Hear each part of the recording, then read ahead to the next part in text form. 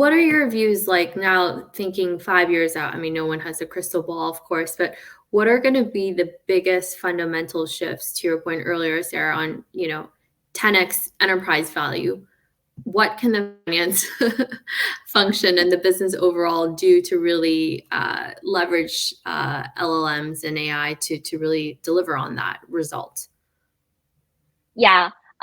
So obviously there's like no crystal ball, right? Like otherwise like every company would 10x. Then it's like inflation, there's like no value. I would just say like given like now the application is still like really early stage, I would basically recommend you to like look through like the workflow of like the job today, right? So if you look at your finance org today, let's just pick a few core pillar like accounting, right? Where is accounting spend most of the time and which part of the job is most repetitive, right? Like maybe your key challenge is just like for my month end, I have like a million line and my Excel keep crashing.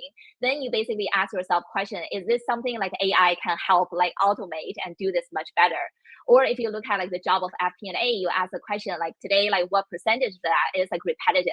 Maybe like at some point in my like old Stripe job, like 80% of that is just like very like repetitive in some way. Then you start to like ask the question like, okay, is this something like we could build like internally, right? So if you want to do like something on the service level, like finance team, you could probably just use it yourself. Or if you happen to have like a data science partner, like some engineering partner, could they actually build like a small custom, like either data pipeline or some like a small lightweight application for the finance team? You could also look like externally, like today, are there sort of like AI startup that really focus on this use case so I can take something like off the shelf. Really, it's like just going back to like each of like the individual jobs, right? And look at like where is like the biggest bottleneck, what is like the part that's like taking the longest of time. Once you like free up people from like spending 75% doing like the repetitive task, then suddenly we have like all the creativity and mind space to actually think about like, oh, like how to help the company grow, like what are potential opportunities to like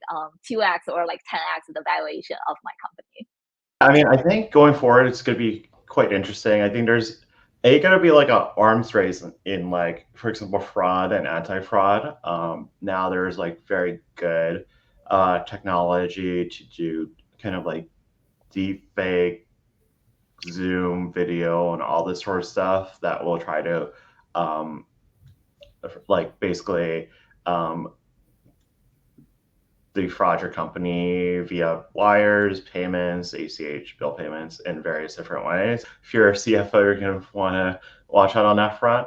But then there's also going to be a lot of technology that will help detect fraudulent transactions, detect like invoice fraud, payment fraud, vendor fraud. I suspect like there will be a bit of an arms race, and people will need to kind of make sure that they're sufficiently protected against that in their finance orgs, and they have the right controls and processes that, normally maybe you would have waited till you're public or a large enterprise to put in, but there will be more of a need for that sooner with the way AI technology is progressing. I think we spoke pretty extensively about the core workflow, but I think there's going to be a lot of workflow kind of innovation and efficiency that comes online over the next 3 to 5 years.